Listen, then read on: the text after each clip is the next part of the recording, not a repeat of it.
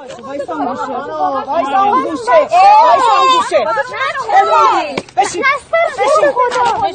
بشین نکنید بچه ها بیشرف تو غلط میکنی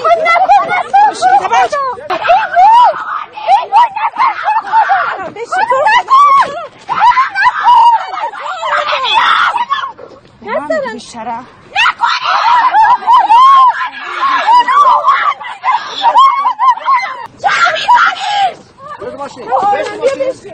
چه میکنید؟